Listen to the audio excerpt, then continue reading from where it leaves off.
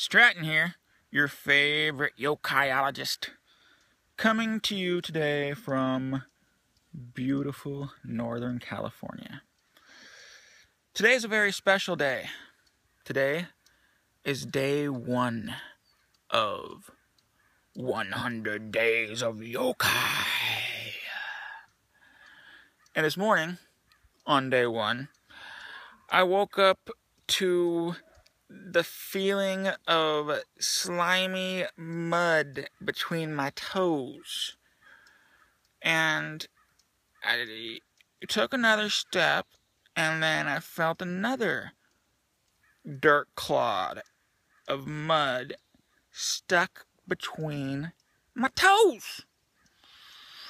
And then I followed the trail of mud to find this. Yokai! I hope you saw that. That was a mudlugger. Now see, the mudlugger was about 2 feet tall.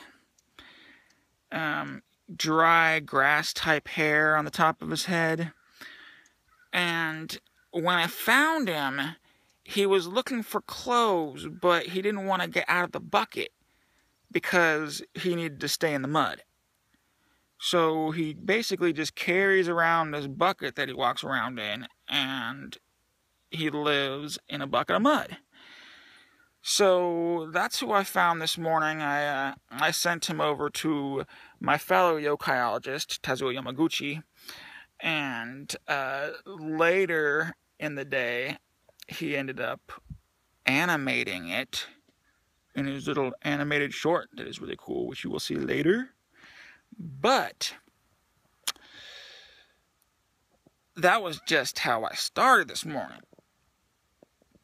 Then I got on the computer and I started hitting up Twitter and Facebook and just letting the world know that 100 Days of Yokai is about to come out of the Yokaiologists. Now, to me, this is exciting. It's a lot better than scrubbing toilets for a living, which I did for about 2 years. And it also beats slaving my life away for corporate herders, stocking shelves in the middle of the night, and sleeping for like 3 hours in the middle of the day. So, long story short, I will hunt for yokai all day long, and I will come and tell you their stories. But for today, this is just going to be a short introductory to 100 Days of Yokai. Stay tuned in. Exciting things are going to happen. Hit me up on Twitter, Instagram, Pinterest, YouTube, Yokaiologist. All you have to do is type in Yokaiologist, and you'll find the Yokaiologists. So, I'm going to leave you with that, but before I do, I'm going to tell you a little story of some of the stuff that I've been working on today. Now, me and my fellow Yokaiologist, Kazuo Yamaguchi, have been creating a creature catalog. And in this particular creature catalog, there's a couple of them we're working on.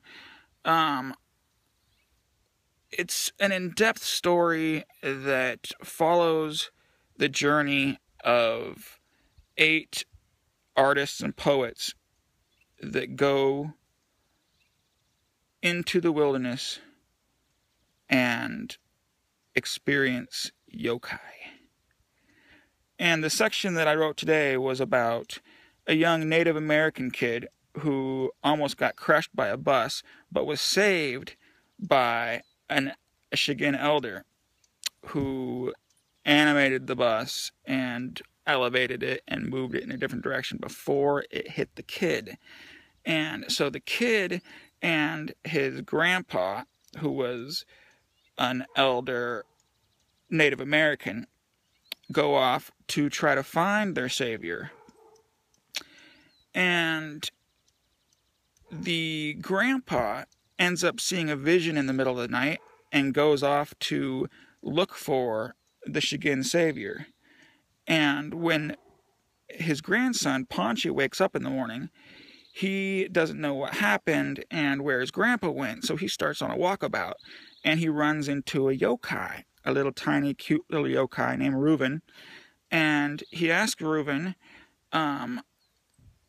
where the elders might be, because he had overheard Grandpa talking about that's where they were going to go, try to find the elders. So Reuven then takes Ponchi on an excursion to go find other yokai, the elders supposedly, but Reuven's kind of confused on elders, kings, leaders, like, you know, he doesn't really know exactly what elders Ponchi was looking for. So Reuven takes Ponchi on an adventure to go visit the four faux kings.